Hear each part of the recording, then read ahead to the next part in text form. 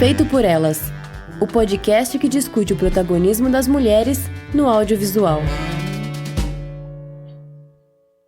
Oi, gente, eu sou Isabel Wittmann. Eu sou Estefânia Amaral. Eu sou Kel Gomes. E eu sou Camila Vieira. E o programa de hoje é um oferecimento do Telecine.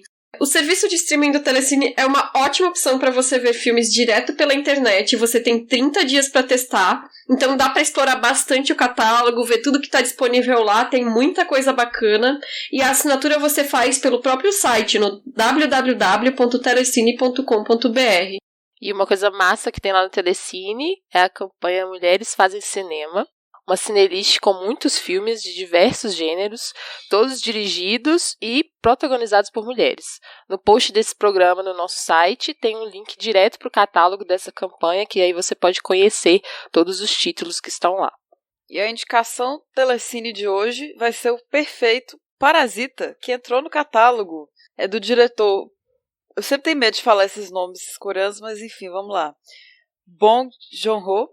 E tem a Jéssica, que é a Sodam Park, além de outras atrizes maravilhosas no elenco, e o filme dispensa maiores apresentações, né? Parasita, Oscar. Histórico, né? Primeiro filme em língua estrangeira a vencer o Oscar, né? Então, sucesso absoluto de crítica e de público, né? Então, aproveitem. Confere lá no telecine.com.br.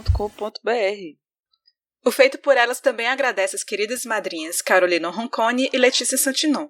E por falar em madrinhas maravilhosas, quem puder ajudar com o nosso financiamento coletivo, a gente vai ficar muito grato. Porque agora a gente é um podcast que é independente. Precisamos de vocês. São 7 categorias diferentes que cabem em todos os bolsos, com nomes de filmes de diretoras maravilhosos.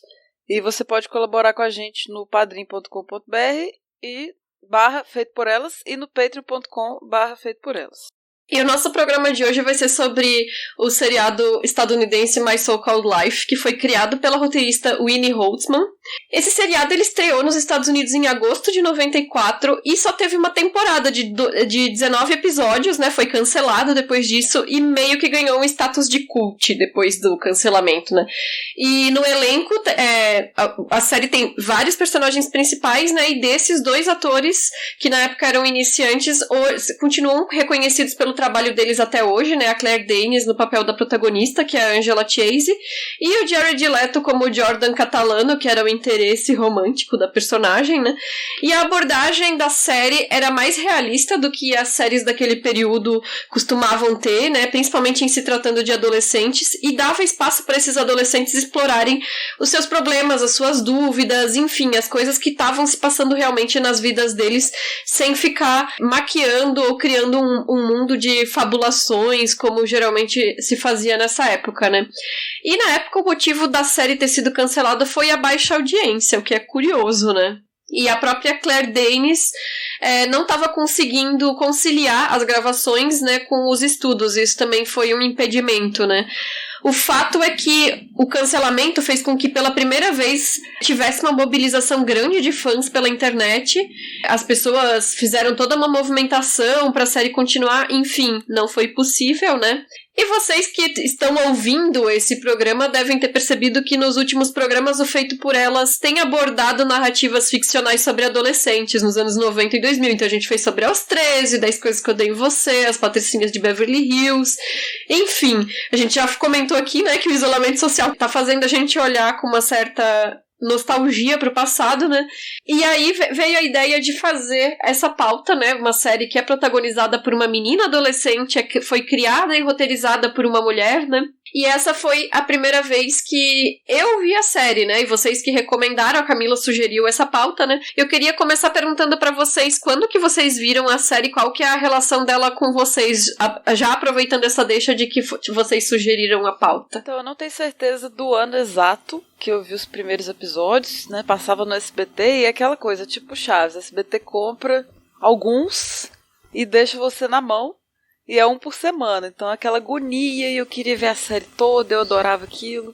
E coincidiu com uma fase que eu tinha uma obsessão pela Claire Danes, porque eu vi Romeu e Julieta do Baz Luhrmann e, enfim, eu ficava olhando no espelho, meu Deus, eu preciso parecer essa mulher, eu amo essa mulher, e alugava todos os filmes dela. Então, assim, eu tive uma obsessão por essa atriz. E essa série encaixava com isso, com a trilha também, que eu vou falar daqui a pouco.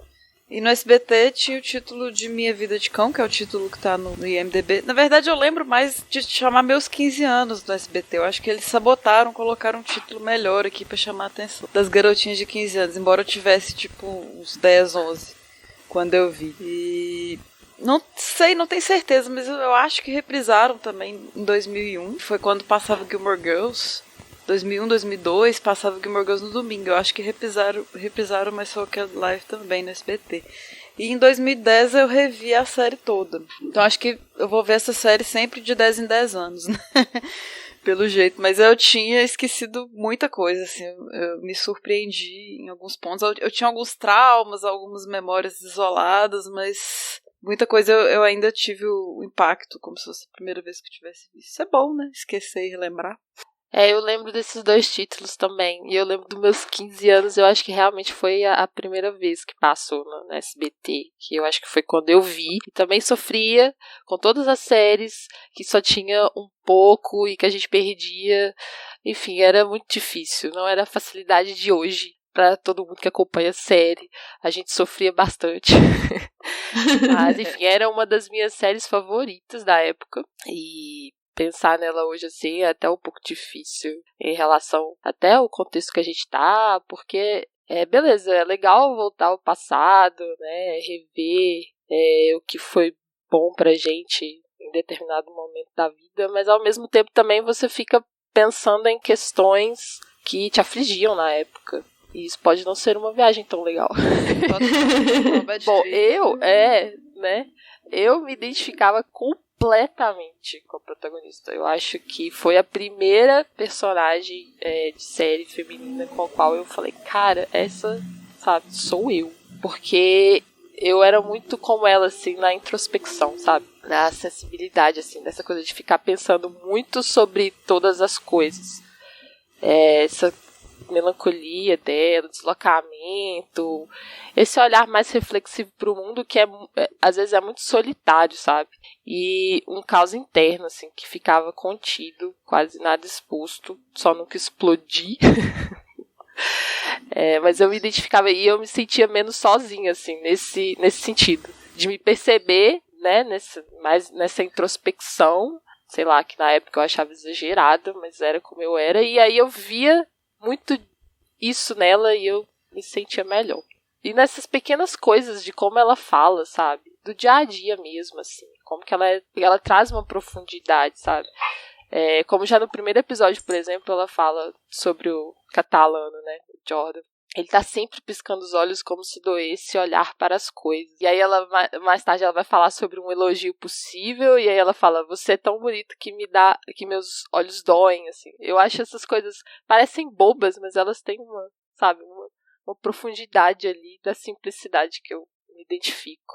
E também as relações familiares e tudo, a questão, né, da mãe ali, o conflito com a mãe, eu também. Enfim, eu só não fiquei obcecada pela Danes como a ST, mas eu realmente, assim, me via nessa personagem demais. E eu queria ter o cabelo vermelho. Ah, sim. Isso eu queria demais.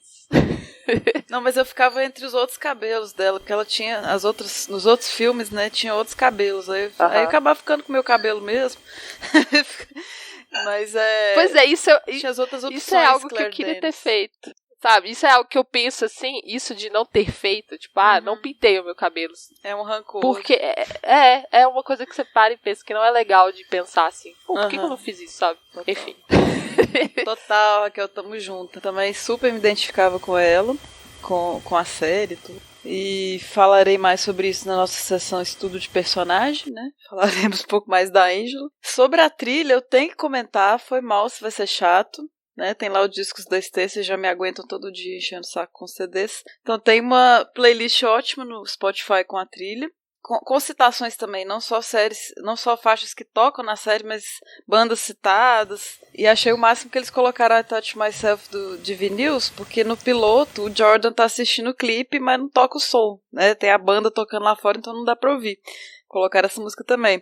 Tem a Juliana Hatfield, que é a Angel, no episódio de Natal, que é uma cantora e tal. Tem a musiquinha que ela fez pra série. Momentos da trilha legais, né? Tem uma hora que a Angela supera o Jordan, só que não, que toca Violent Femmes. Tem no YouTube o clipezinho. E ela cita que ela gosta de Smashing Pumpkins também. Eu fiquei triste que não tocou em nenhum momento. Mas toca Sonic Youth, toca R.E.M., Cranberries. Então é uma trilha que não é muito insistente, né? Como poderia se esperar para uma série de adolescentes, grunges e tal, toda hora. Nem toca Nirvana. Só aparece o Kurt Cobain uma hora na Rolling Stone, que ele tinha acabado de morrer. Mas não é aquela trilha que comenta, né? Então tem momentos pontuais e é muito bem feita. Gosto demais. Eu também gosto muito das músicas, inclusive bateu nostalgia super forte quando eu reassisti, né, e eu lembro... Antes eu vou falar um pouquinho, né, dessa sugestão de falar da série, porque recentemente o Wilson Cruz, que é o ator que faz o Ricky Vasquez, ele postou uma foto no Twitter, né, de uma reunião virtual com os atores e a equipe do My So-Called Life, e de repente isso me fez despertar lembranças boas da série, né, e aí eu decidi jogar pra vocês, pra ver se rolaria como pauta feito por elas, e acabou dando certo. Obrigada, Camila. Eu não me recordo direito, não me recordo direito em que ano eu vi a série pela primeira vez, mas eu tenho certeza que foi tardiamente, já no final dos anos 90. Eu acho que a ST conseguiu situar melhor do que eu, mas era no momento que passava no SBT mesmo. Então eu tinha boas recordações. Eu acho que eu vi alguns episódios na época, não cheguei a acompanhar a temporada toda, e agora a gente está tendo essa oportunidade, né, de ter visto, né, todos os 19 episódios.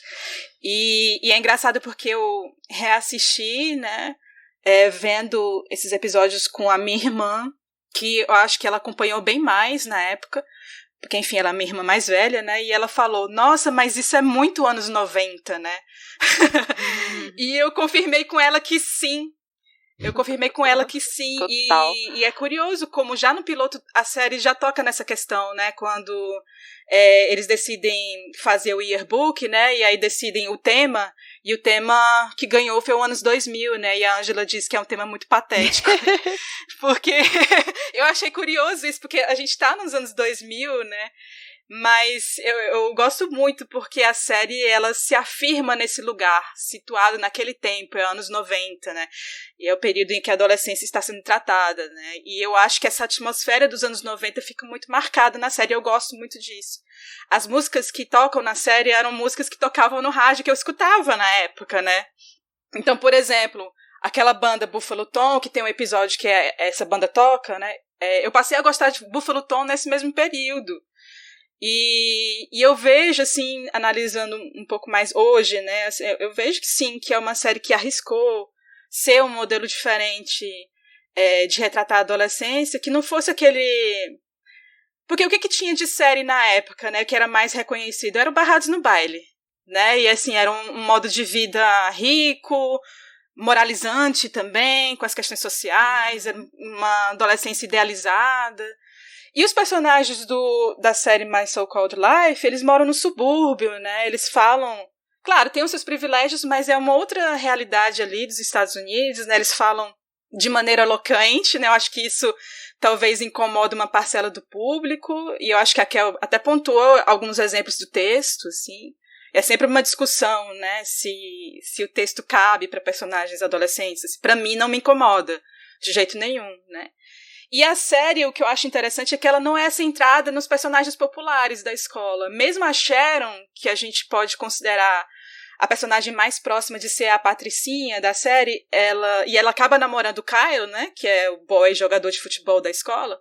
Ainda assim, eu acho que ela foge desse modelo padrão que a gente vê retratado nas séries, né, e que no My So-Called Life a gente só vê en passant, que são as cheerleaders, que ficam ali en passant no piloto, a menina mais linda da escola, que tá no topo daquele episódio lá da lista, né, que circula aquela lista. Então, eu acho que a Sharon, ela se desloca um pouco, acho que ela tem uma profundidade de construção daquela personagem que foge um pouco desse padrão do que seria a Patricinha, né?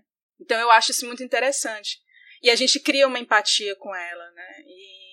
E também é importante a gente frisar que foi a primeira série em horário nobre da televisão a ter um personagem que revela ser gay para a família, né? Que é o Ricky Vasquez, que para mim eu acho que é o personagem mais complexo da série.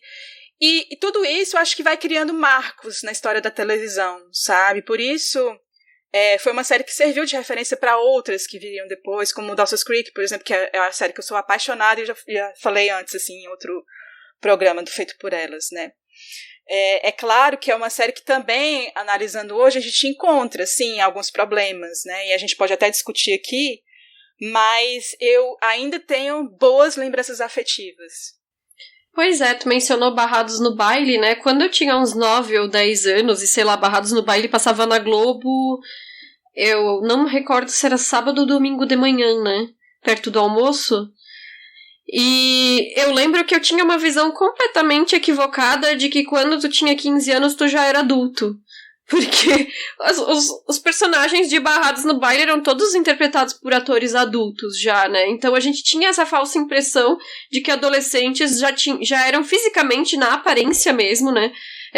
Se apresentavam como adultos. Eu acho que isso é uma coisa que aqui no My So-Called Life também é interessante, que se propor a usar atores que sejam da idade dos personagens ou são um pouco mais velhos que os personagens, né? Porque rolava muito isso nos 80 e anos 90, a galera tá no colégio e ter cara de ter 25 anos já, né? E nessa época também passava no SBT o seriado que era Blossom, né? Que era uma menina adolescente, também tinha amiga dela, tinha o irmão mais velho, enfim. Mas Blossom era uma comédia, então não abordava nem os dramas, nem os questionamentos, não tinha pé nenhum na realidade do que seria uma vida adolescente. Eu não lembro exatamente, assim, detalhes da trama, mas eu lembro só que era uma coisa bem feel good, bem... que não tratava, né, desses assuntos, do quanto que dói crescer também, né. E eu confesso que eu demorei pra ver o apelo, assim, do My So-Called Life. E quando eu terminei, eu já tava, assim, bem engajada com os personagens. Eu comecei achando meio anticlimática, mas eu fui me mergulhando, né? Porque é que nem aconteceu contigo, Camila, no 10 Coisas que Eu Dei em Você, né? Eu não tô com o filtro da nostalgia, porque eu nunca assisti a série antes. Então eu tô vendo a série pela primeira vez agora, em 2020, com 35 anos. A gente estabelece outras relações, assim, com os personagens, né? Mas assim, eu gostei muito da experiência de ter visto, né? Eu ainda acho que a Angela, como alguns outros protagonistas de séries adolescentes, e eu fiquei pensando especificamente no Sex Education, né? Que é uma série contemporânea que eu acompanho e que eu acho que o protagonista é o personagem menos interessante da série. Eu fico um pouco com essa sensação em relação a Angela. Eu lembrei um pouco das críticas quando Crepúsculo, o livro, fez sucesso, né? De que algumas pessoas comentaram assim que a Bella, ela não tinha características de personalidade definidas para que a pessoa que lesse pudesse se projetar na personagem. E eu acho que a Angela é meio assim, e isso eu não falo no sentido negativo, é simplesmente uma constatação. Eu acho que ela é deixado meio sem essas definições de uma maneira que a gente consiga se relacionar com ela mais facilmente. Então chega no final... E ela questiona um personagem lá numa cena se ele achava mesmo que ela ia gostar de tal coisa, que eu não lembro mais o que era, enfim, mas era alguma coisa assim. E aí eu fiquei pensando que a gente termina, na verdade, sem saber o que ela gosta, pra além das características mais óbvias, que é tipo andar de botina, usar camisa xadrez, enfim, quem são os amigos dela e uma outra música, assim. Ela não tem uma personalidade definida, os gostos dela em específico não são apresentados, a gente não sabe quais são os temas que interessam ela. Enfim, é isso, assim. Então no início eu achei meio anticlimático. Depois eu fui me engajando, principalmente com as histórias paralelas, e realmente o Ricky é um personagem fantástico. Mesmo assim que esses outros personagens, talvez por serem menos importantes pra trama também, né, não tenham tanto espaço pra desenvolvimento, mas eu acho que no final das contas, a junção de todos eles dentro dessa narrativa faz muito sentido, assim, e o resultado final eu acho que é bem único mesmo, em se tratando de um seriado adolescente na época em que ele foi feito. Então, eu acho que a Angela, ela é a típica personagem do não sei. Eu acho que a gente chegou a discutir no nosso grupo, mas eu sinto assim que sempre quando ela age mal com alguém, né, e ela comete vários erros, né, e é normal cometer vários erros nessa adolescência, né, quando ela se arrepende e é questionada pelos outros, ela sempre fala, não sei. Só que eu não acho isso ruim, sabe? De fato, eu não acho isso ruim. Porque a adolescência, ela pode sim ser esse lugar da dúvida também, sabe? E ao mesmo tempo, eu acho que a série, ela mostra outros personagens, adolescentes também, que não tem espaço para essa dúvida, como é o caso da Ryan, por exemplo, né? Eu acho que ela é uma personagem muito mais assertiva, que sabe exatamente o que ela quer. Então, assim, nenhuma das duas personagens é a minha personagem preferida da série, mas eu acho interessante esses contrastes e como vai trazendo essas nuances, né? E aí a gente pode até falar depois dos nossos personagens preferidos, né?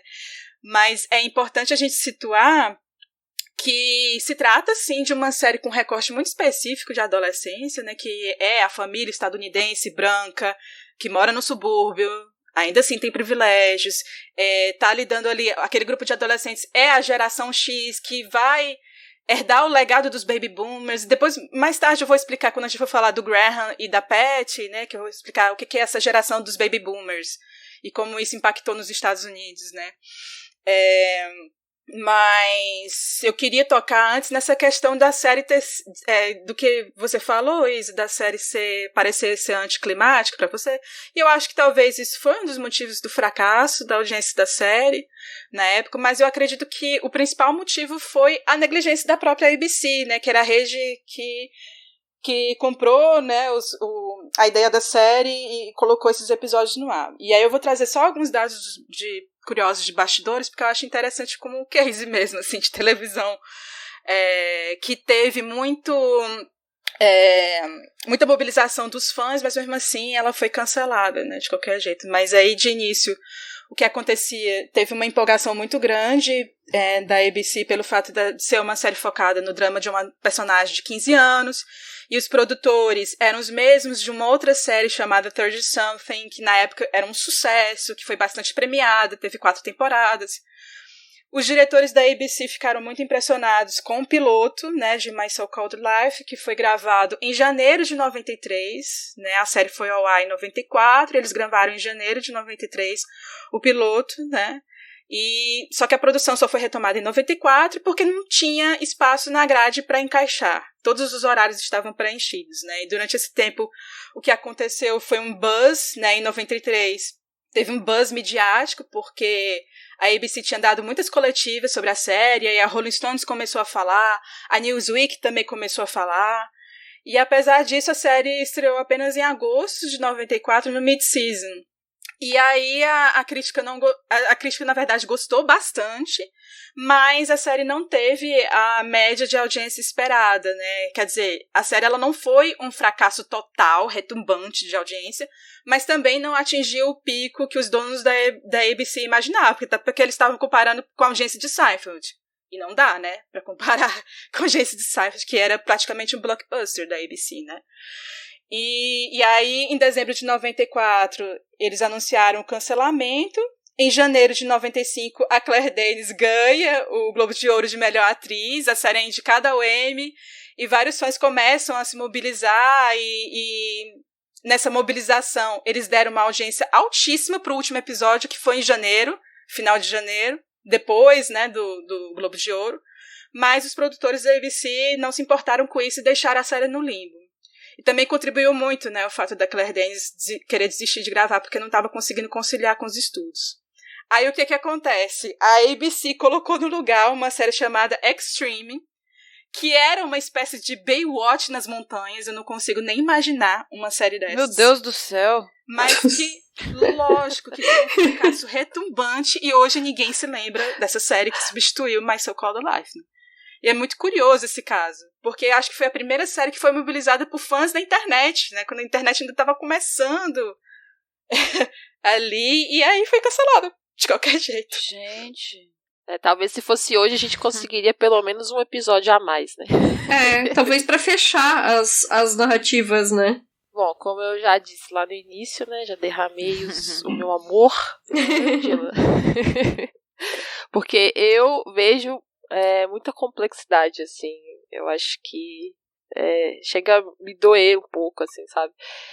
Eu entendo esse lugar de dúvida, esse lugar de deslocamento, e por isso eu acho que pode parecer um tanto neutro, porque ela tá, sabe, sei lá, numa autoanálise de tudo. E também essas sombras, essas falhas todas, por assim dizer, né? Ela tá em busca de sua identidade. Eu acho que é uma série sobre isso também, né? E por isso pode parecer que ela é neutra, mas eu acho que, na verdade, é uma construção conjunta com a gente, assim. Aí eu acho que não faria muito sentido entregar algumas pré-definições, sabe? Mas realmente eu fiquei pensando se isso de fato ajuda pra identificação. Eu acho que sim.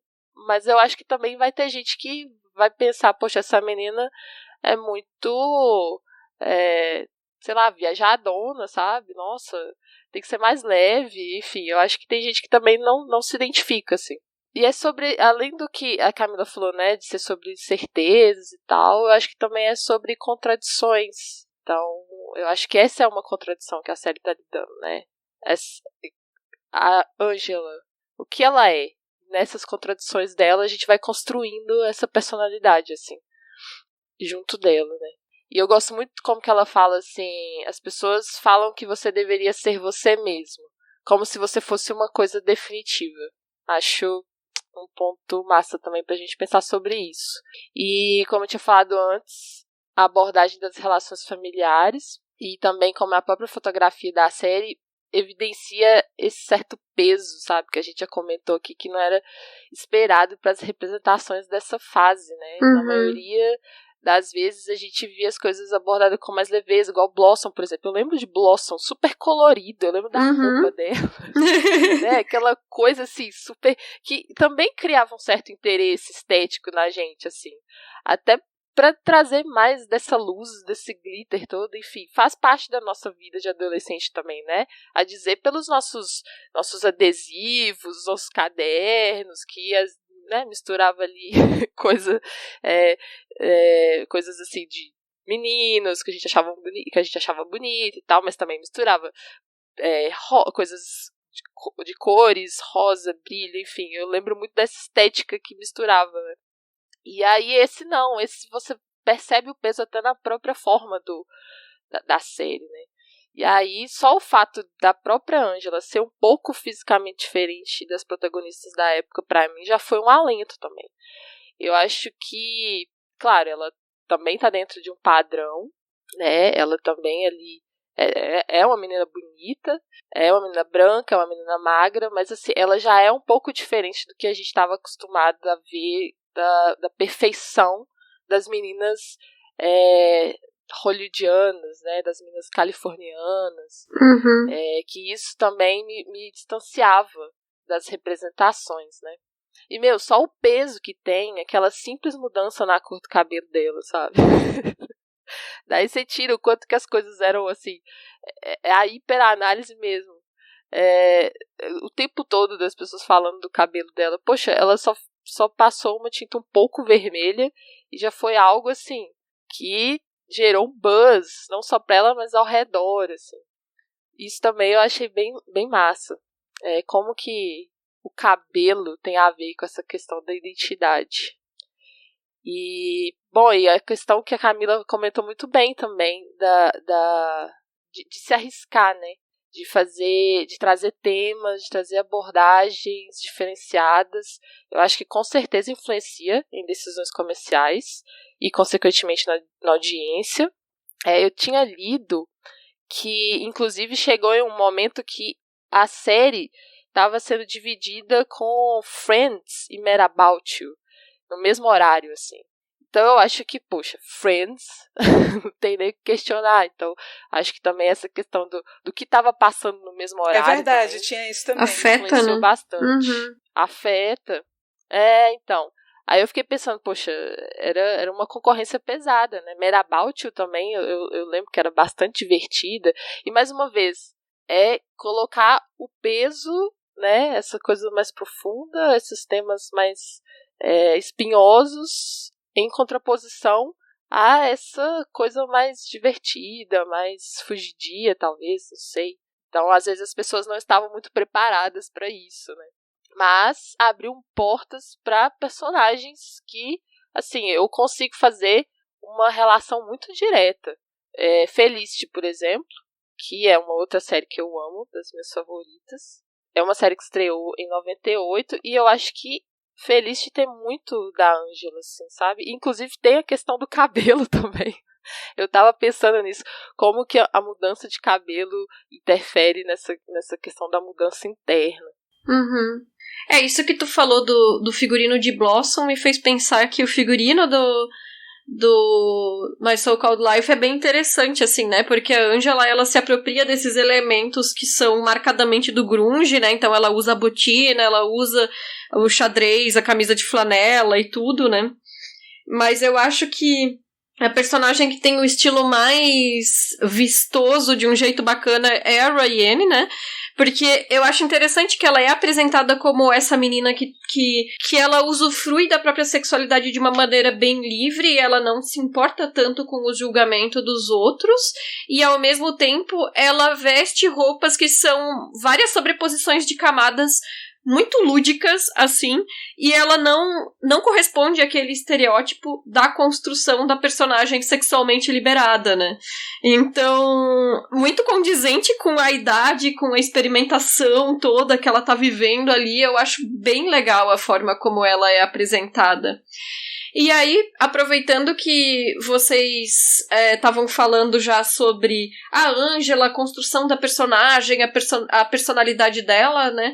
Eu vou puxar esse gancho que é a gente discutir um pouco os personagens na forma como eles estão inseridos nessa narrativa. Então, eu queria começar especificamente ali pelo Jordan, né? Que é colocado como o par, né, a oposição e ao mesmo tempo interesse romântico em relação a Angela. O Jordan, ele é o total boy lixo, né? Assim, eu acho que tá muito bem definido ali. E não sei, ele tem uma opacidade também, mas triste, né? Toda uma caracterização muito bem definida do que seria o boy lixo, assim. E dói muito ver a Angela insistir nessa relação, né? Acho que os melhores episódios da série são quando os dois não estão em foco. A Angela, ela também, ao longo dessa temporada, ela machuca muito outras pessoas, né, ao redor dela, por causa do Jordan. E aí é muito difícil de ver. Eu assim, foi o que eu menos gostei na série, disparado, é o espaço que ele tem na história, assim. Em vários momentos, a trama da Angela revolve unicamente em torno dele, assim, é a obsessão dela, assim, a paixão dela sobre ele, né?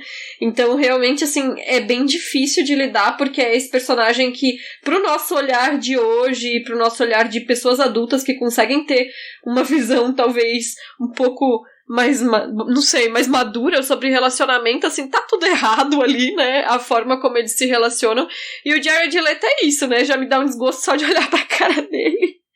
Que é a encarnação do boy lixo, né? Então eu acabo vinculando ator e personagem. Não funcionou pra mim a presença dele. Então acabou que a gente tá falando dos personagens agora, mas muito foi falado sobre a Angela já no início. E eu achei triste colocar os dois juntos aqui, tipo Angela e Jordan, porque é uma dinâmica realmente bem complicada. Nessa terceira revisão, então, que a gente percebe mais coisas. Já começa como um relacionamento abusivo ali, né? Ele tenta forçar ela, ele não é nada do que ela estava esperando. Ela até fala que ela preferia, talvez, a ideia que ela tem do Jordan, né? A imagem do que um relacionamento de fato. Eu adoro a Angela, assim, ao contrário da maioria que tá gravando aqui. Eu tô no time Angela com a Kel. Maioria não, nós estamos bem divididas. Acho que duas contra duas, assim, time Angela aqui. E eu acho que ela também tem isso de anti-perfeição, assim, apesar de ser linda, ela é muito insegura, né? Ela não consegue ver essa beleza nela. Tem o episódio da espinha, que eu acho fantástico as associações que a série faz, né? A aula sobre a metamorfose do Kafka, e essa coisa de se sentir monstruoso, a comparação com o corpo da amiga. Eu tenho essa identificação minha com ela também, é nisso da melancolia, da introspecção. E ela tem umas agressividades repentinas, né? Eu era bem assim também. E essa neutralidade dela mesmo, que eu acho que é esperar muito também de uma menina de 15 anos, essa definição toda. E a gente se coloca nisso também, porque ela tem mais dúvidas do que respostas. Eu acho isso lindo. Assim, ela expõe as fragilidades dela e todo o pensamento que eu acho muito profundo até pra época também. Isso também não me incomoda na série, acho que isso é um incentivo assim, para os jovens serem mais profundos. E apesar de toda essa obsessão pelo pior Coringa, eu chamo o Jared Leto de pior Coringa, na versão dele.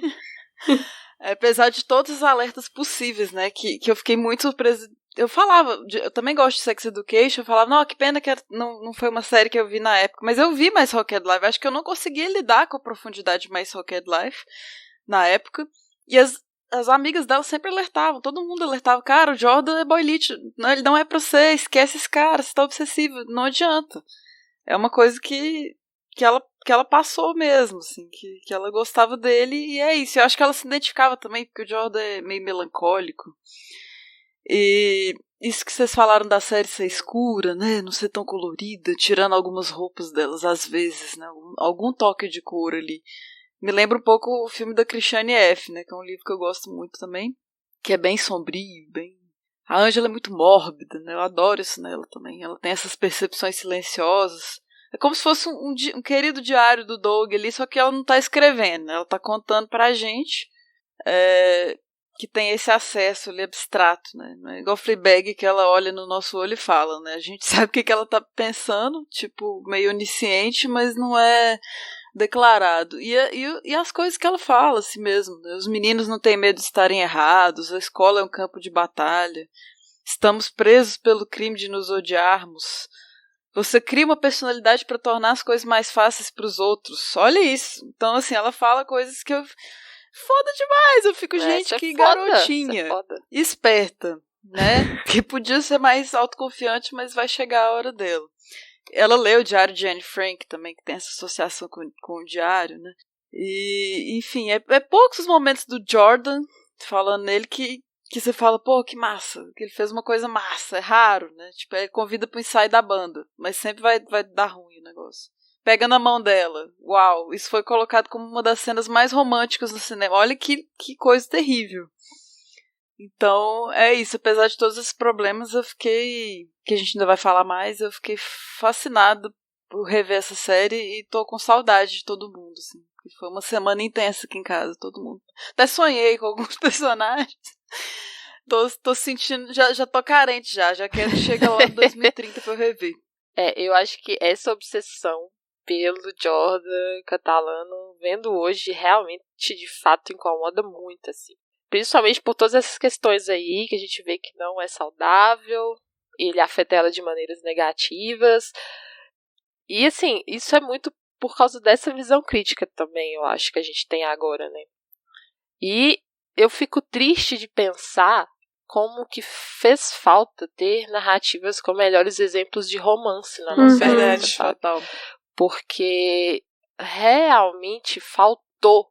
Não tinha. Isso assim, de tudo que eu me lembro de ter visto, sabe, era tudo mais ou menos baseado nisso, assim, em relacionamentos tóxicos, com muitos problemas, mas que a gente via de uma maneira distorcida como romance, como um romance platônico, um romance difícil, mas que era um romance, sabe? Então, eu fico bem triste de pensar nisso, quanto que a nossa geração e gerações anteriores se moldaram, porque isso molda a gente de alguma forma, né? Se moldaram dentro dessas caixinhas, né? Do que é romance, que são super problemáticas. Mas na memória afetiva, eu me lembro de me derreter totalmente pelo Jordan Catalano, assim. A primeira vez que ele aparece, pra mim, e ele aparece, né, com colírio, colocando colírio no olho, é muito engraçado isso. Mas eu já acho ele super charmoso.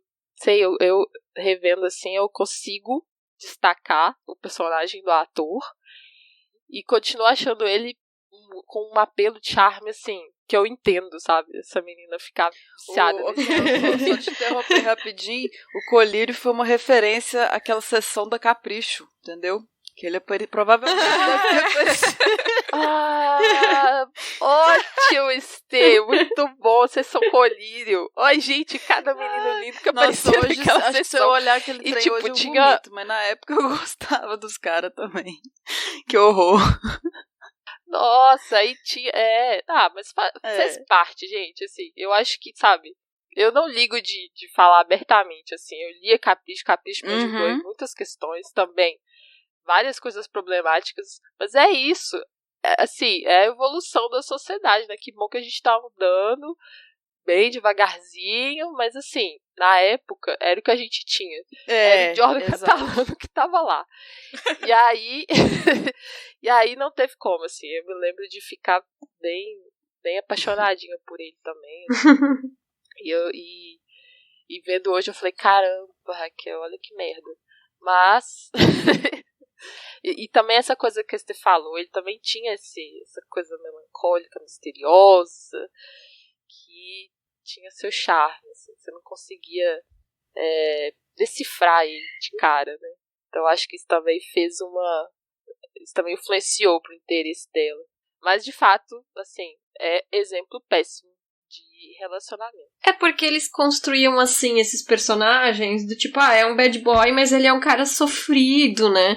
Então tem aquele que dá a entender o lance da violência doméstica na casa dele, que ele apanhava do pai dele. Sempre tem um background que é colocado ali meio que pra dar um pouco mais de dimensão, né, daquele personagem, né. Agora, uma coisa que me deixou meio triste é porque, como a série não teve tempo pra dar um desfecho pra esses personagens, como eu pensei, assim, que eles tinham cancelado, mas que eles tinham...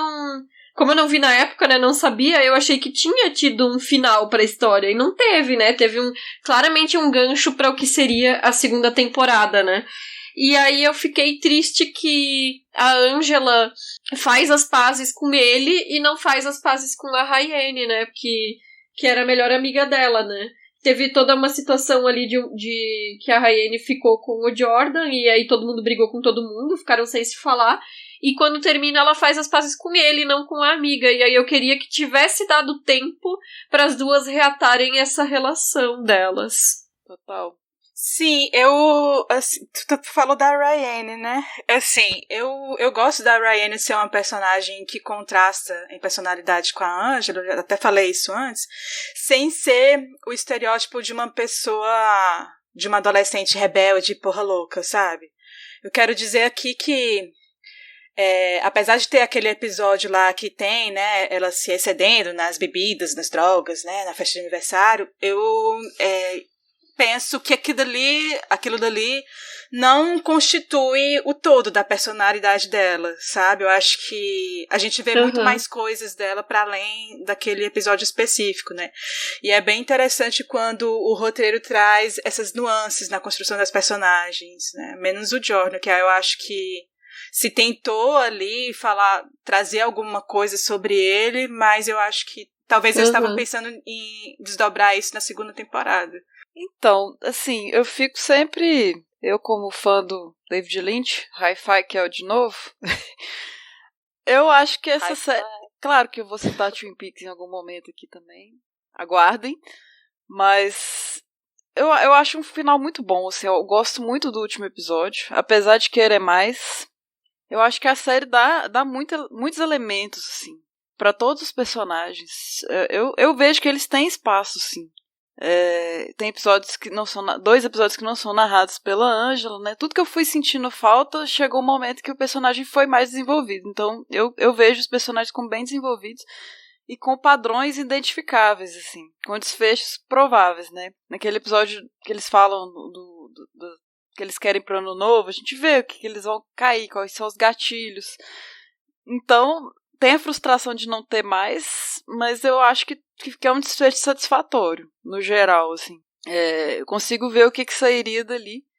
E é intrigante, realmente, aquele final com ela, com o Jordan, e não com a garotinha, e de repente sairia muita coisa terrível dali, sabe? Que talvez não seria legal pra gente como fã ver também. O que pode virar o relacionamento dos pais dela também, com aquela coisa do restaurante, e o affair, enfim. Muita coisa que talvez eu prefiro não ver, talvez eu prefira ficar só imaginando o que vai acontecer com eles, assim. É o que tem pra hoje também, né? Mas voltando a falar da Rayane, dessa vez foi que eu conseguia gostar mais dela, assim, mas sempre com o pé atrás, porque eu não lembrava exatamente o que tinha acontecido, mas eu tinha uma desconfiança, assim, porque eu sabia que tinha uma coisa muito séria. E eu misturei muitas memórias da época, tal, aquele episódio da, digamos, entre aspas, overdose dela, assim, eu criança vi aquilo e eu fiquei muito chocada, muito mesmo, assim. Pra mim teve um peso enorme, assim, foi um trauma mesmo. E aí sempre eu vi a série com um incômodo com a Rayane, assim, mas dessa vez eu não consegui, assim, eu adorei muito ela. Eu achei ela muito, sabe, tipo, não tem jeito, apesar da gente saber que ela errou em vários pontos, ela, não sei se era bem uma maldade, assim, acho que é mais um jogo que ela faz com a Ângela de... Isso o Rick saca melhor do que ninguém, né, ele fala, vocês duas estão trocando de posição, né, naquele episódio da peça de teatro que ela encena. É uma amiga brincando de ser a outra, né? O que eu admiro na outra amiga... A Ângela até faz trancinha no cabelo e a mecha do cabelo da Ryan fica vermelha em determinado ponto. Então essa personalidade fluida, assim, né? Muito típico do adolescente também. Ai, quem que meu amigo é e tal. Então acho que é mais por aí.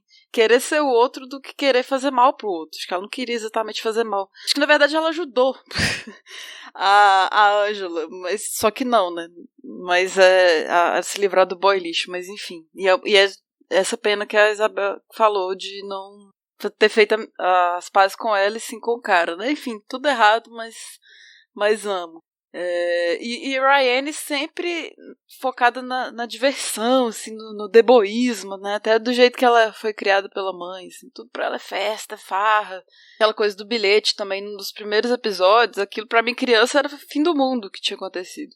E dessa vez eu percebi que não, no outro dia no mesmo instante que passou o bilhete falando sobre Jordan e Angela, estourou uma arma, um trem, um armário que explode, então não é tão importante assim. E ela acharia isso lisonjeio, né? Sobre a vida sexual, enfim. Então achei um personagem maravilhoso nessa revisão. Consegui superar meus traumas, digamos assim. Aí. Com ela. Até alguns da adolescência mesmo, né? Até com amigas minhas que eu passei por situações mais ou menos próximas, eu consigo entender melhor muito por causa dessa série. Isso é muito doido, isso é muito massa. Tipo, você fala aqui, sabe? Tipo, repensou traumas, né? Repensou relação com a série nas revisitas, assim, eu acho isso muito legal. E assim, sobre a Ryan Graff is my spirit animal. Adorei. Gente, eu preciso de uma camiseta com isso. Ai, gente, eu adorei ela. É isso. Porque assim, eu acho que ela é importante como contraste mesmo. Porque a protagonista ela precisava de alguém que lhe desafiasse, sabe? Lhe tirasse dessa concha do casulo que ela tá. Sim. E só mesmo a Rayane pra conseguir fazer isso, assim. E é legal como eles constroem ela, né? Igual a Isa falou, sem esse figurino estereotipado, clichê, sabe? Já no figurino você percebe que não é só aquilo, sabe? Não é só o que ela tá demonstrando ser. Porque eu acho que ela se mascara muito como a menina descolada, extrovertida, de boas, mas ela também tá cheia de vulnerabilidades e por isso que tem essa coisa da fluidez entre as duas, assim. Porque uma se vê muito na outra, né, assim, em outras nuances, em outras performances de si, digamos assim. Então eu acho ela sensacional. E é isso. Spirit Animal. Vou mandar fazer camiseta pra nós. Então, vocês falaram da Ryan, eu gosto muito da Ryan, mas meu personagem preferido é o Rick Vasquez, né? No início eu fiquei um pouco preocupada com a série tornar ele apenas o melhor amigo gay que serve de muleta para as amigas, para Ryan e para Angela, mas eu acho que aos poucos a série vai aprofundando esse personagem, né? A gente vê que ele é ali uma pessoa que é possível da gente confiar, né? Que protege as amigas, mas que é extremamente solitário, né? Ele sofre violência doméstica, convive com uma realidade diferente dos demais personagens, né? Ele é imigrante, né? E também ele é homossexual, né? E o episódio 15 e 16, que é focado no drama dele, é isso, são os melhores da série, né? E é bom lembrar que o ator Wilson Cruz, ele é um dos grandes entusiastas da série, porque em 93, um ano antes, né, de começar praticamente todos os episódios, menos o piloto, ele tinha sido expulso de casa ao dizer para os pais que ele era gay, né? E passou a morar de favor Então ele tem uma relação muito emotiva e especial, né, com a série. E quando isso aconteceu, o pai dele deixou de falar com ele. E somente quando ele viu o 15º episódio, que é o episódio de Natal, é que esse pai, né, voltou a falar com ele, né, com Wilson Cruz. O Wilson Cruz, ele sempre fala da série que foi uma experiência de cura para ele, né, isso. Então, hoje ele continua sendo ator e ele é ativista em prol da causa LGBTQIA+.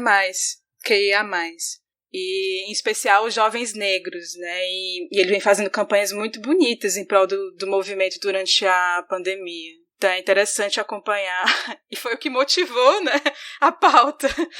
Uhum. Nossa, eu concordo com tudo, assim. Eu acho que é o melhor personagem, pra mim é o que eu mais gosto. Seguido de perto da Rayane, né? São os meus 2 preferidos. E os episódios que focam na história dele, pra mim, também são os que mais me afetaram, são os que eu mais gostei.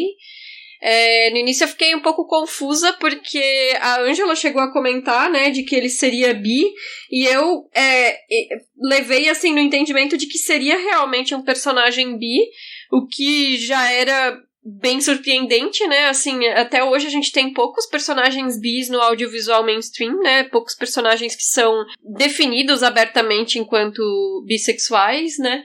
Aí depois ele mesmo fala que ele é gay, né, ele comenta isso abertamente também, e tem o fato de ele ser afro-latino e, como tu falou, imigrante, passar por uma série de situações, né, e eu acho que ele é um personagem, ele é um menino muito sensível, assim, ele muitas vezes parece que fica em segundo plano em relação às meninas, né, ele é amigo delas, mas parece que a Rayane e a Ângela têm uma ligação maior entre as duas, e às vezes ele fica em segundo plano em relação a elas. E eu me envolvi demais, assim, com a história dele. Eu fiquei assim, tipo, eu quero abraçar esse menino, eu quero garantir pra ele que vai ficar tudo bem, sabe? Tipo, nossa, eu me apeguei muito, assim, à história dele. O mais sensato, Henrique, maravilhoso, que no início ele fala, né, como as outras, tô esperando minha vida começar e tal, não pertence a lugar nenhum, não tem ninguém, mas ele tá buscando justamente esse pertencimento, e ele se afirma do jeito muito poderoso, né, ali, é histórico isso, é legal saber desse contexto do ator também. Foi muito bom saber isso mesmo. Mais uma vez, a gente tem que chamar a atenção sobre a importância desse personagem, né, e desses episódios em específico, assim, pra época. Então, sei lá, pensar no contexto, assim, só faz crescer mesmo a série. E eu também, depois da Ângela, óbvio, ele é meu favorito. E eu adoro delineador, como ele usa delineador. Isso pra mim né? Isso, eu me lembro dessa imagem ficar muito marcada na minha cabeça, assim, porque eu acho que foi o quê? Tirando roqueiros que de vez em quando usam pra performance, eu acho que foi a primeira vez que eu vi, sabe? Delineador, assim, sendo usado como uma afirmação, né? E aí eu acho massa. Uhum. O Merlin Manson se apropriou. Mas é interessante, assim, porque a Ângela, eu acho que essa coisa meio autocentrada de adolescente, e às vezes um tanto quanto egoísta, né? Ela não percebe. Ela estava tão voltada para os próprios sofrimentos e para as próprias angústias, e os próprios interesses amorosos e tal, que ela muitas vezes parecia não perceber o que o Rick estava passando, e aí nesse sentido muito heteronormativo e punitivo, que a pessoa entende que o personagem, ou no caso o amigo, se entender no contexto da narrativa, né, é uma pessoa LGBT, mas trata o fato de ser LGBT como necessariamente o caminho da solidão, né? Então ela sabia que o Rick era bi, ou talvez gay, né? E ainda assim ela falava sobre os interesses amorosos dela pra ele, mas nunca se questionava sobre o fato de ele também ter interesse, às vezes, no mesmo garoto, né? E parece que pra ela era como se, assim, o Rick vai ficar sozinho, não faz diferença se ele gosta ou não de tal garoto, tipo, eu tenho chance com esse garoto e ele não, sabe? Então, assim, é tudo... Ela tem uma visão muito heteronormativa e muito dessa solidão da pessoa LGBT, assim. Isso me afetou muito, assim, porque... É isso, né? A gente, adolescente LGBT, não só naquela época era muito mais difícil de se ver nessas narrativas, como não se encontrava em todas essas conversas que, tanto nas ficcionais quanto na real, da vivência de adolescente, muito giravam em torno dos interesses amorosos e românticos, né? Então, acho que isso também é muito marcante no personagem, a forma como ninguém enxerga ele como uma possibilidade de um relacionamento, né? Inclusive eu acho que o Ricky, nos primeiros episódios, ele até gostava do Jordan. Jordan também. Porque ele fala assim, ele tem aula tal dia, ficava tristinho com algumas coisas. Isso não é mencionado, mas dá pra sacar. Assim. Então, foi por isso que eu falei até de, tipo, gostar das mesmas pessoas, porque ficou subentendido que ele gostava do Jordan também, porque ele sabia todos os horários e tudo, né?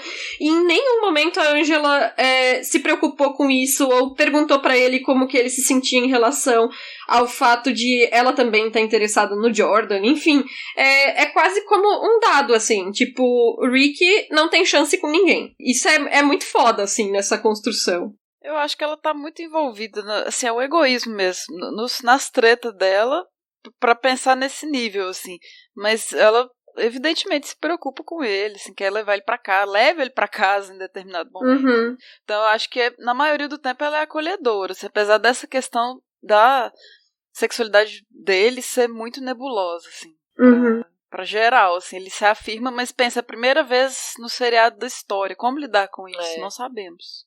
Sharon, rainha, bora lá?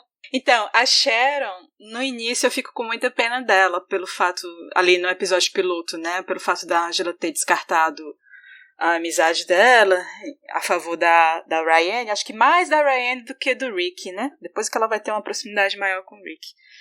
E aí eu gosto da forma como o desenvolvimento da série faz com que a Sharon e a Ryan se aproximem como amigas. Eu acho que é muito bonito ver aquela proximidade delas duas. Que seria, a princípio, quase impossível, né? E elas até verbalizam isso, mas é legal, assim, como mostra essa aproximação. Eu acho muito legal também. Tipo, até no início elas meio que se provocam, né? Mas ali naquelas conversas de banheiro a gente vê que uma tá sempre pela outra, né, e apoiando, né, eu acho inclusive que a amizade entre as duas pra história é até mais interessante do que cada uma delas individualmente em relação à Angela, né, então, justamente, talvez, assim, por essa posição de quase oposição que elas têm no próprio status de colégio ali, né? No papel que cada uma incorpora naquela microsociedade, né? Eu acho ótimo. Clueless Feelings, né? Mostra. E aqui acho que tem um movimento massa demais dessa série. Inovador até. Contra essa rivalidade feminina, assim, entre mulheres. Porque tem esse início que foi quase que automático as duas se distanciarem. Pra mim, eu vejo, né? Elas são diferentes, andam com pessoas diferentes, então não são da mesma turma. Mas aí teve uma aproximação entre Sharon e Ryan, né? E você vê que você pode ser diferente e ser amigo. No final, todo mundo todo tá junto. E acho isso bem legal, essa retomada da amizade, né? Pena que não rolou total com a Ryan. Mas acho que o momento mais lacre, assim, mais Sharon rainha foi quando ela defende a Ryan pro namoradinho dela, né? Tipo, que ele fala mal dela, entre aspas, ela fala, eu tenho um monte de razões pra odiar ela, mas eu não preciso falar da vida sexual dela. Eita. Lacrou, é perfeito, assim, nos anos 90, assim, né? Então, rever isso agora, eu falei, gente, tem tanto filme que a gente vê que a gente fala, cara, como que isso era problemático, mas aqui eu vejo muito mais coisa positiva e surpreendente, assim, pra época. E tem muitas séries que se inspiraram, né, por My So-Called Life. Tem uma recente que eu vi que chama Eu Nunca, tá na Netflix, que tem muito é muito parecido. Essa questão do bilhete também, de falar da garotinha e tal, eles usam muito essa série como referência, eu acredito, para adolescentes. Devem usar mesmo, tem que usar. Acho que no início, assim, essa coisa do afastamento é até para estabelecer mesmo essa mudança da Angela, né, que eu acho que ela tava tanto interessada em deixar certas coisas para trás, e aí, querendo ou não, a Sharon fazia parte disso, né? Então tem essa quebra, mas é como a Esther falou, assim, eles vão percebendo que as diferenças elas podem ser agregadoras, né, ao invés da separação total. E eu acho que faz parte dessa coisa do amadurecimento da gente, de entender que a gente não precisa deixar as coisas completamente para trás, elas podem conviver com o novo, né, conviver com o que vai ser construído, enfim, eu acho bem, bem legal mesmo como eles constroem isso, assim, esse paralelo até com a própria vida mesmo. E, bom, a nova amizade que surge entre as duas é maravilhosa, concordo completamente. Os pais da Angela, Graham e Patty, né, que formam ali o núcleo adulto da série. Assim, eu vejo os pais da Angela, eu vejo como essa geração dos baby boomers, né, que eu vou explicar o que é os baby boomers finalmente, que é uma geração nos Estados Unidos que nasceu logo depois da Segunda Guerra Mundial, final dos anos 40 e início dos anos 60, nasceu nesse período, né? Os pais da Angela, eles têm 40 anos, né? Acho que fica claro na série que eles têm nessa faixa de 40 anos. E a série se passa nos anos 90, acredito que ela se passa naquele presente, nos anos 90 mesmo, então, pelos meus cálculos, eles devem ter nascido ali nos anos 50, né? Então, no período em que essa geração dos baby boomers nasceu, o que acontecia, né? Houve um crescimento demográfico muito grande nos Estados Unidos, né? É isso, o boom dos bebês, né? E aí, dentro de uma sensação de otimismo, tinha esse otimismo pela prosperidade econômica, né? A crença na família como pilar dos valores, né? O planejamento da carreira. Então, eles têm essas características, né? E, inclusive, nos 3 primeiros episódios, se eu não me engano, eles têm uma referência direta aos Clintons, né? Que, com todas as críticas que existem, eu acho que eles eram, né, os melhores representantes do que foi essa geração, né, que foi esse governo de expansão econômica. Enfim, a gente pode fazer várias críticas também, mas foi caracterizado por essa expansão econômica, né? E o que eu acho interessante na relação dos dois é que é o fato da mãe ser a chefe da família. E o pai ainda levar um tempo para descobrir que carreira ele deseja seguir, sabe? Eu acho interessante essa inversão, embora com muitos problemas também, mas isso era raro de ver naquele período. Uhum.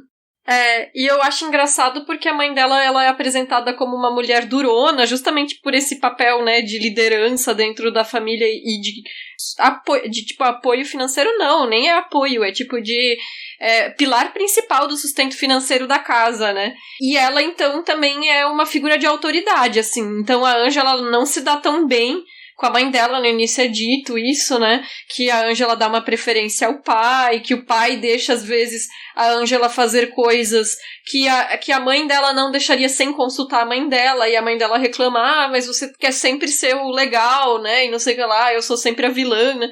Só que ao longo da série, tirando, assim, né, que é claro que eles demonstram certas preocupações, né? Eu acho que eles erraram feio, erraram rude quando não acolheram o Rick, né, quando ele tava precisando, né, e quando ela coloca em dúvida a Ryanne se a Ryanne tá sóbria ou não, né, mas assim, eu acho que vai desconstruindo essa imagem dela de como só a mulher durona e rígida, e assim, ela vai se mostrando uma pessoa que é sensata e que apesar das coisas geracionais, ela tá aberta e ela tenta, né, não podar as experiências da filha. Eu acho que em algumas situações ela é, por exemplo, muito mais liberal do que, por exemplo, meus pais jamais foram em coisas que ela deixa a Angela fazer, né? Eu acho que ela é até bastante compreensiva pra alguém que é dito como uma personagem tão durona, né? E eu fiquei pensando muito nisso de os dois terem 40 anos, sabe? Porque a gente tá muito mais perto da idade dos pais dela do que dos protagonistas, né? Não lembra disso. Mas é muito louco, né? É muito louco. Enquanto tava assistindo a série, eu comentei umas 3 vezes com outras amigas, assim, tipo, gente, eu tenho a idade dos pais, tipo, quase, né? A idade dos pais de uma adolescente de 15 anos, sabe? E, tipo, se for pensar, minha mãe me teve com 23 anos, então, realmente, ela tinha 38 quando eu tinha 15, né? Ou seja, minha mãe, quando eu tinha 15 anos, era 3 anos mais velha do que eu agora, né? É muito louco quando a gente coloca essas coisas de perspectivas e geração e esses marcos da vida adulta, muitas aspas, nessa perspectiva, né? Tipo, com quantos anos as pessoas casavam, tinham filhos, tinham casa própria.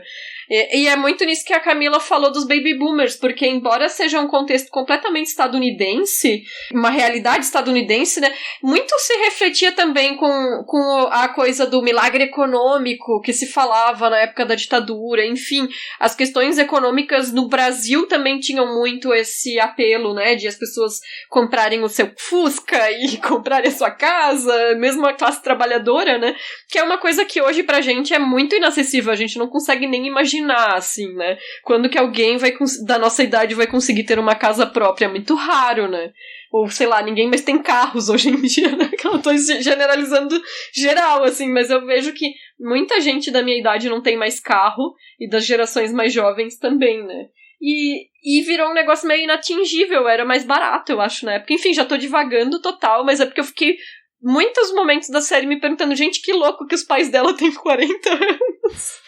É muito louco, assim. Também fritei nisso. É igual ver Gilmore Girls. Mas Lorelai é muito mais nova, né? Mas a gente também, quando teve esse choque, né? Tipo, eu tenho a idade da Lorelai, não mais da Rory, né? Bem parecido. Mas a Lorelai ainda tem aquela coisa de ter sido uma gravidez no susto, não planejada e tal. E, sim, tipo, sim. A gente tá falando de gente que, tipo, casava e tinha filhos nos planos, assim, aos 25 anos, né? Essa geração mesmo dos baby boomers, essa coisa do planejamento familiar, planejamento de carreira. Então, acho que é bem isso. Uhum, assim. Total. E aí, assim, só dos pais dela, a única coisa que eu realmente não me interessei em termos dos personagens, da construção, foi mais pro final da temporada, quando começaram a criar aquela historinha do Graham e abrir um restaurante ou não, que meio que misturaram ali uma possibilidade de traição junto, e já tinha tido isso antes, e eu fiquei completamente desinteressada. Não me engajei com essa trama paralela dele, mas o resto eu fiquei... Cara, é muito louco isso, porque... Pra gente, os protagonistas podiam ser os pais, entende? Hoje em dia, assim, eu fiquei pirando nisso. Eu pirei, inclusive, no negócio da traição, sim. Eu fiquei fritando, tipo, novelão. Adoro. Mas será? E aí ficava lembrando daquele ranço do início, né, com o pai, por eu não lembrar da série, dela ter visto ele com a outra garota, enfim. E fiquei com ranço dos pais no início, né, por Perry ser muito rigorosa e cismada e chata mesmo, assim, acho que é uma atriz sensacional, mas tem hora que a mãe dela é over, assim, né, bem chata. E eles ficam... Tem um preconceito inicial com o Rick, né, tipo, ele é bi? Não, ele é confuso, ele é uma criança. Aí o pai é horrorizado porque ele usa maquiagem, então... Teve esse desconforto também quando a Angela tá de toalha e o pai vê ela. Gente, que terrível. Nossa, eu achei aquilo ali tenso. Eu nem sei elaborar sobre aquilo, assim. É muito estranho. Mas depois parece que a série vai corrigindo isso, assim, né? Vai vendo que... Eu acho que até exagerado, né? Esse casal que se ama muito e que não jamais faria nada com o outro. Isso é um aspecto meio irrealista pra mim da série. Não sei. Mas é a relação entre os pais e a Angela, que eu gosto bastante, como que ela vai se permitindo várias coisas com os pais, demonstrando mais afeto e confiança, e assumindo mesmo. E ela falar que a melhor comida, que o pai é a melhor pessoa que esquenta comida no mundo e tal. Eu gosto bastante dos pais na série e o que isso tudo vira, né? Algumas piadinhas que rolam, né? Tem um episódio que eu falo que é Lynchiano, que é o penúltimo, que até tem a participação de um ator que fez Twin Peaks mesmo, que é o Jack Nance, que eles vão viajar, porque eles estão numa cidadezinha pequena. É muito Twin Peaks isso. E tem humor, né? Eles estão conversando juntos, e aí, naquele episódio, tem alguém que se acha bonito nesse mundo, confiante, né? A Perry pergunta. E o Graham, o RuPaul. Achei ótimo. Eu ri alto. Falei, gente, tudo que a série tem... Esse foi o alívio cômico da série, né? E lembrando que tem a questão da adoção da Perry, mas eu até esqueci disso naquele episódio dos pais, né? Focado na figura paterna. Que o avô da Angela é super machistão, assim, tipo, não mande uma garota fazer o trabalho de um homem, todo hostilizando a Perry super independente, então tem todas essas questões familiares que eu gosto demais de olhar isso na série. Só deixar uma curiosidade aqui, o ator que faz o pai da Perry, ele é o Paul Dooley, né, e ele na época era casado com a Winnie Roseman, ainda é casado com a Winnie Roseman, e a Winnie Roseman participa como a psicóloga do colégio, né. Interessante essas participações especiais. Que é a roteirista, né, da série. É, a criadora e a roteirista. Uhum. Massa, eu gosto também dos pais, de como que traz essa relação e como que, né, um vai entendendo o outro. Como eu falei, eu também me identificava nessa relação com a mãe, porque quando ela impõe o controle, impõe algumas barreiras, assim, eu via muito da minha mãe, assim, nesse sentido, sabe, do controle, de querer, não sei, definir as coisas pra filha. Isso sempre me chamava pra minha própria relação com a mãe e tal, com mãe. E eu acho bem interessante colocar isso, porque faz, né, muito parte do nosso desenvolvimento, da nossa adolescência, essa questão dos conflitos geracionais. Isso é muito importante, assim. Eu acho que enriquece a série. Além de que eu desconfio que as pessoas adultas também gostem de ver, sabe, de acompanhar, porque estão vendo algo que é feito para o público adolescente, mas que elas também estão sendo representadas de uma maneira interessante, né? E aí eu acho que amplia o público nesse sentido, assim. E quando a gente revê, é como a Isa falou, assim, a gente passa a projetar ali também. Nossa, estou próximo dessa idade, enfim, e ver as diferenças também de geração mesmo, como a Camila falou, dessa questão dos baby boomers. Porque também a gente vai percebendo, a gente vai amadurecendo e vai percebendo nuances das relações com os pais, né? A gente vai entendendo melhor que os pais também são pessoas, né? São seres humanos, também são falhos. E eu acho que isso é bem legal na série também, de colocar, assim, que tá todo mundo nessas dúvidas, sabe? Se na adolescência a gente tem dúvidas relacionadas a X, quando a gente é adulta a gente tem outras dúvidas relacionadas a Y, mas a gente vive em uma constante dúvida, em uma constante incerteza mesmo. Bom, e falar de incerteza agora, nesse momento, então, né, acho que combina super. Total. Porque estamos no auge da incerteza geral. Então,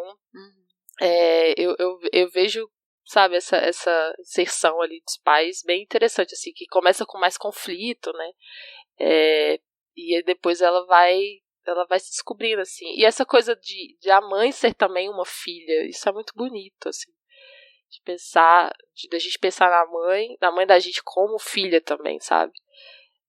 Eu não vou entrar em detalhes, mas é porque eu tive uma conversa com a minha mãe que ela começou a falar, assim, da relação dela com a minha avó, e eu fiquei pensando nisso, sabe? Poxa, são detalhes que às vezes a gente não se atenta. Porque a gente tá nessa posição de filha, a gente não sabe qual que é a posição de filha da nossa mãe, sabe? Como que foi a relação dela com a própria mãe, o que isso traz pra nossa criação.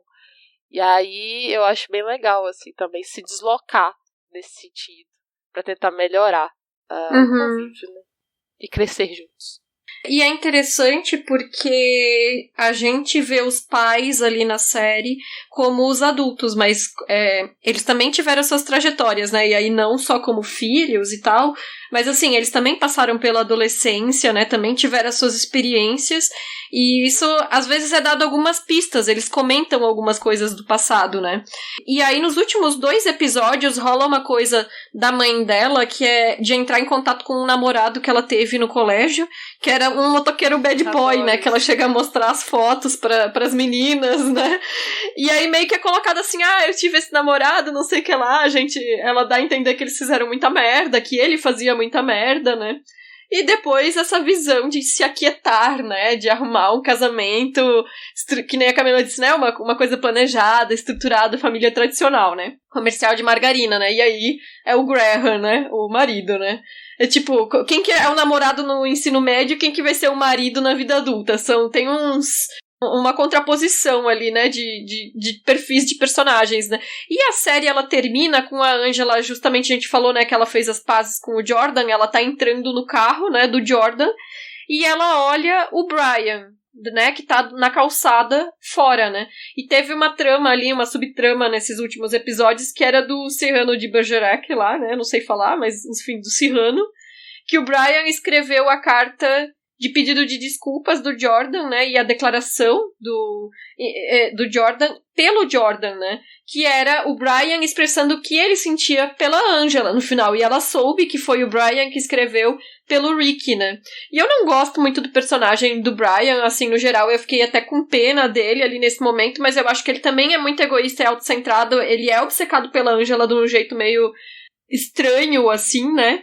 Mas eu fiquei meio com a sensação de que quando eles mostram na série a mãe dela contando essa história do namorado bad boy, e daí de como ela casou com o pai dela, enfim, fazendo esse contraponto, parece pra mim que a série quis colocar esse paralelo dela com a mãe dela, assim, de tipo, olha, a menina ela precisa ter uma fase com o boy lixo, rebelde, etc, pra depois ela ficar com o nerdão, quem sabe no futuro, deixa o Brian ali esperando na calçada, sabe? Embora eu também não, eu acho que o Brian também seja tóxico, assim, né? Não acho que ele seja, tipo, o bom garoto de verdade, sabe? Ele é só outro tipo de garoto tóxico, né? Mas eu acho que eles tentaram fazer essa contraposição, assim, entre os meninos, assim, os bad boys e os nerdinhos do colégio, e na forma como essa trajetória passa na vida delas, assim.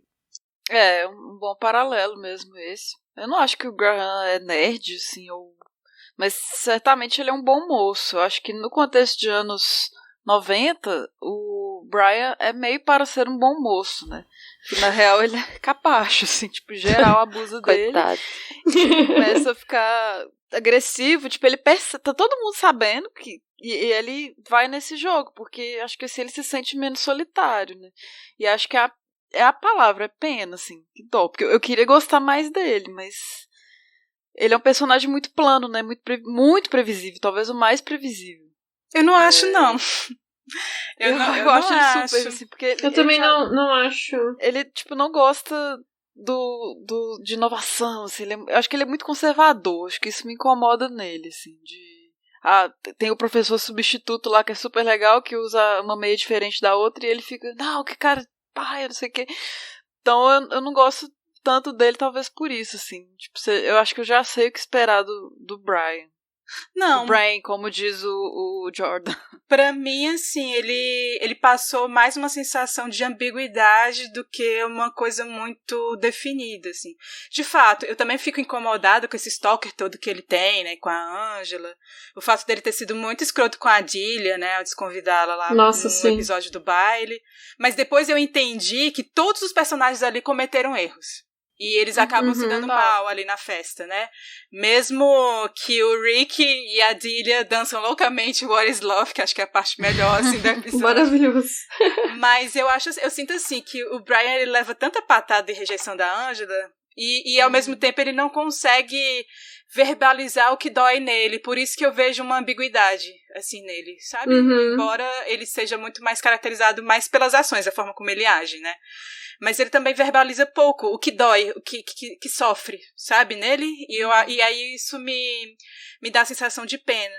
E ao mesmo tempo, ali, nesse mesmo episódio do baile, que é narrado por ele, né? Acho interessante, porque tem alguns episódios que são narrados por alguns personagens. É legal também mostrar esse outro ponto de vista. Você vê ali no início que ele tem dois pais bem controladores, né? A mãe, que é psicóloga comportamental, e o pai, psiquiatra e psicanalista freudiano. Então, o que é conviver numa família assim, né? E o que você reproduz também dentro dessa família. Então, eu sinto pena do Brian. É nervoso demais com o Stalker.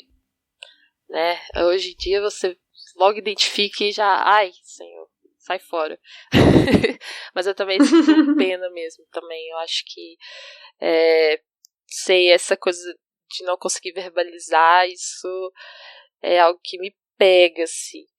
E essa coisa dos episódios que são narrados pelos personagens, eu acho fantástico, assim, porque você vê o quanto que a série, apesar de ser, né, ter a protagonista Angela, você tá ali acompanhando ela como se fosse conversando com você, né, abrindo a sua caixinha de pensamentos, mas dá espaço para os outros personagens de uma maneira muito legal, assim. até pra falar de empatia, eu acho. Como tá falando de falhas, como tá falando desses problemas, é muito importante falar de empatia, né? De entender da humanidade. E aí, quando a série abre espaço para a narração dos outros, contribui para isso, assim, para você se colocar também no lugar dessas pessoas que estão em relação com a Angela, que também fazem parte da identidade dela, né? Tipo, também vão afetá-la, assim. Então, eu acho massa pensar nessa questão, assim, de alguém que não consegue aproximação com ela, né, que ele gostaria, e cria esse embate, assim, a gente fica mesmo com pena, mas ao mesmo tempo a gente entende, né. Esse episódio que a Daniele narra é o momento de visibilidade dela ali, né, que ela foi a série inteira descartada, tadinha, pelos pais e por todo mundo, e ali ela tá colocando o ponto de vista dela, né, como que ela admira a irmã, né, ela mostra isso no episódio do Halloween, que ela se desfaz, que eu acho o máximo. Então eu acabei puxando pra falar do Daniele, gente, porque não aguentei. Você ficou... Tu vai falar do selo Faustino? Preciso, eu vou ter que falar. Gente, eu sei que não é um filme, mas preciso falar do selo Faustina. Não passa, de qualquer forma, porque eles compram comida de gato, eles falam em comida de gato, mas cadê esse gato? Quem é esse gato? O MDB fala que aparece um segundo do rabo do gato lá com o Graham, mas se eu pisquei eu não vi. Isso na série. Porque, ou eles estão abusando desse gato, estão deixando ele com fome, né? E por que não dá um nome pro gato? Porque não dá um episódio narrado pelo gato. Chateado. Pra tu ter uma ideia, eu também não percebi esse gato. Pois é, mas não, ele não está na trama, ele é falado, você comprou comida do gato? Mas não tá com a verdade. Sim, lembrei. É tipo é tipo o Tino. O Tino também toda hora, eu acho que o Tino é imaginário, né? Porque a Ryan fala, vou lá, porque Tino knows, Tino vai me dar, não sei o quê. E aí a gente não sabe nem quem que é o Tino lá nos Frozen Embryos. Então, o dia que elas vão assistir o ensaio, o Tino não vai pro ensaio. Muito bom. O Tino é legal, tipo, um personagem que é citado, mas não aparece. Agora o gato, eu fiquei chateado. Poderiam fazer um episódio com o Tino e com a Daniele, ó. Boa. Maravilha que eu sei. E antes da gente terminar, eu queria fazer um quiz rapidinho com vocês. A pergunta é, vocês conseguem adivinhar a idade que cada um dos atores e atrizes do núcleo teen da série tinha quando o piloto foi gravado? Então eu olhei isso só pra Angela, porque ela tinha 15 anos mesmo, assim, né? Agora, no piloto, durante a série, ela tinha, porque ela era 14, menor de idade. ela tinha 14 anos. Eu sei que ela era menor de idade. No piloto... Ela parece mais velha um pouco. Aí a pergunta foi sobre o piloto, né? Que eles gravaram um ano antes. Então, a Claire Danes tinha 13 anos. 13? Gente, caramba, ela parece mais mais velha velha mesmo. Nossa. 13 anos. Aos 13. Não, ela parece ter 16, 17, pra falar o mínimo. Pois é. Jared Leto. Ai, sei lá, 18. Jordan. Ai. 16. Eu sei que o Jordan, enquanto a Claire tinha 15, ele tinha 23. 21. Gente! Quase, eu passei perto. Passei perto! E eu fiz 16, porque eu realmente acho que ele tem carinha no piloto é 21. De novo. Ele tem cara de menino. Ele tem cara de menino. E você vê que o cabelo dele está bem diferente do piloto, né? De todo mundo, assim. Sim. O cabelo dele tá curtinho, depois vai crescendo. Sim. Devon Odessa, que é a Sharon, e o Wilson Cruz, o Rick, eles tinham a mesma idade. 18. Tô chutando. 19. Quase. A Lisa Wilhut, que é a Daniele. Ai, 11. 11 anos, que era a mesma idade que eu tinha em 94. Devon Gummersall, que é o Brian. Bom, cara de ele novo. Era novo 16. Também. Quase, não menor de idade. 14. Gente, bebê. E a Ryan, que é a AJ Langer.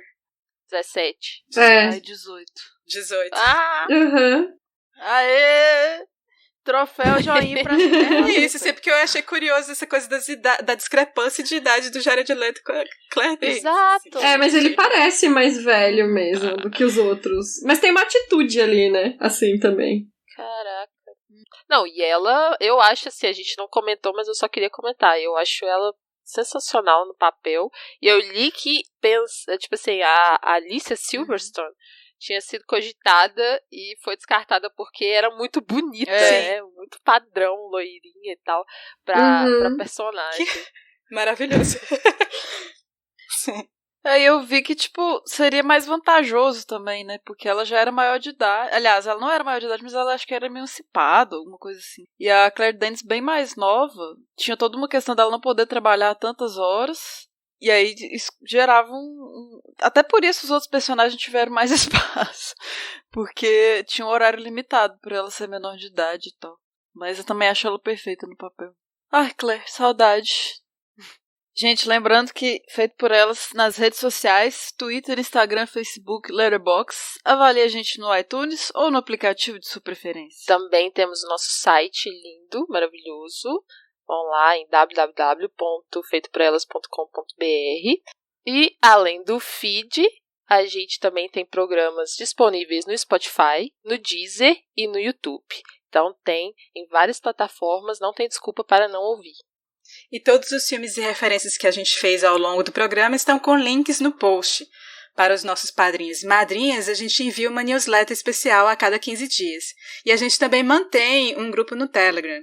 Para acessar é só procurar o link no post do programa.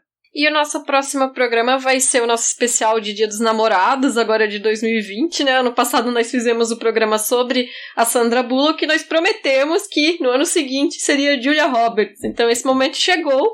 Nosso próximo programa vai ser sobre o filme Uma Linda Mulher. Mandem também os comentários sobre esse programa para o nosso e-mail contato@feitoporelas.com.br ou no nosso site feitoporelas.com.br. Obrigada pela audiência e até o próximo programa. Valeu, pessoal. Tchau, até o próximo programa. Beijo, gente. Até a próxima. Tchau! Esse programa foi pesquisado, pautado e roteirizado por Isabel Wittmann, Camila Vieira, Estefânia Amaral e Kel Gomes. A produção e edição são da Isabel Wittmann. A arte da capa da Amanda Menezes. Vinheta de abertura composta por Felipe Aires. E a locução da nossa vinheta é da Débora Garcia.